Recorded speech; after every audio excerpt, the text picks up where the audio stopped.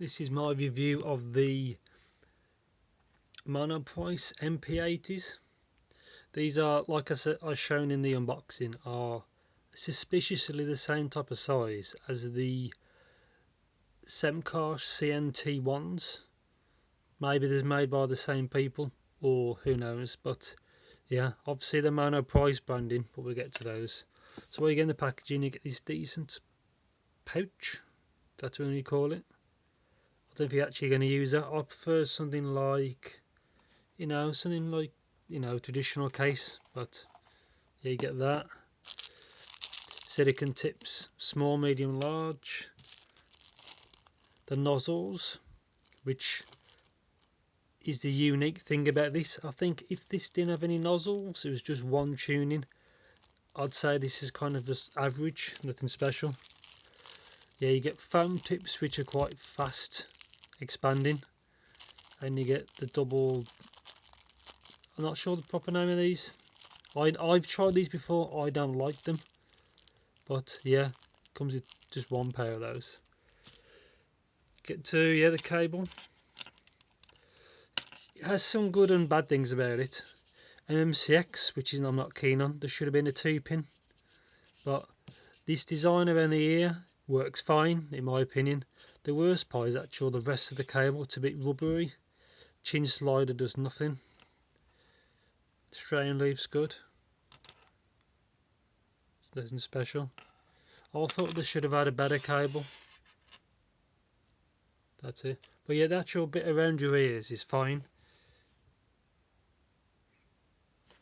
You know, it should really have something like,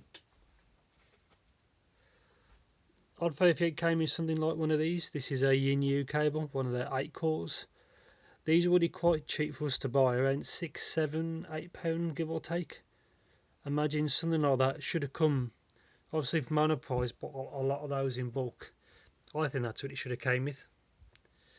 But yeah, to get to the actual, into these. See, MMCX left, the Monoprice logo.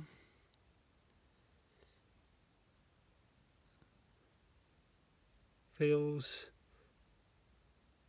yeah, so there's a tiny, let's get into this, there's a tiny hole there, you can just see it.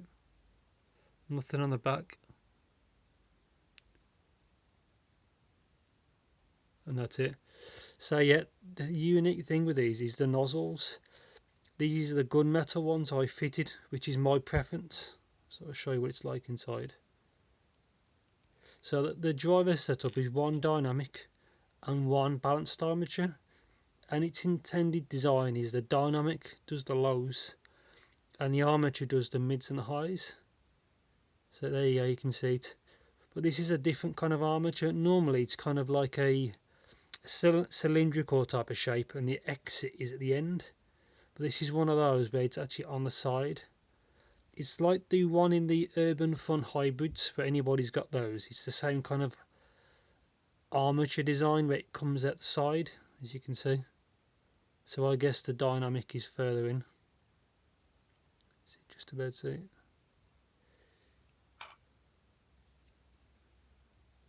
Screw this in before I lose it, because if this falls off I'll be small seal. See, small rubber seal. Okay. Comfort was good. I found that these are quite deep. It's quite a deep insertion, as you can see from the shape. But I had no issues with the comfort. Now this is the big deal about these. I've got the gunmetal, which I say is the middle one. It's the most balanced, but I'll get to where these sound. The black ones are the ones that offer the brightest sounding with the least amount of bass. I didn't really like that. I think it made things too bright and the bass is too lean. I didn't like that. The gunmetal one, which it's hard to see on camera, but if you see the difference there and there, is my preference. So it's not as bright, and it brings the bass up a touch, which is it sounds quite balanced. That's what I prefer. And then you got the silver ones, which turn these into like kind of very bassy, probably too bassy with the silver ones. And the mids and treble kind of sound kind of the same. Kind of bleeds into the mids a little bit. I don't really like them. So you've got those two are the polar opposites. Too bassy, too bass light. Oh yeah, I prefer the gunmetal. It's the most balanced sounding. With these ones, it had enough bass. Didn't add too much like the silver ones, and it wasn't overly bright sounding like the black ones. They was my best overall balanced sounding ones. And yeah, and it says in the description on Monoprice's site, which I'll link, they have a good soundstage with the gunmetal, and I say it sounds kind of right. It doesn't really sound closed in, it sounds at least wide enough.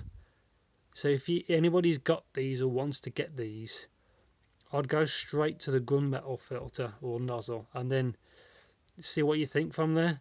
But how do these sound like overall? They sound pretty good with the right nozzle. I think currently, as of this video, they're on a sale on Monoprice's website for $50. So if they're on a sale price for that, what's the original price? And for $50, I don't think these are worth it. It was worth it for the £20 I paid for Amazon UK, which is quite a fluke, quite lucky.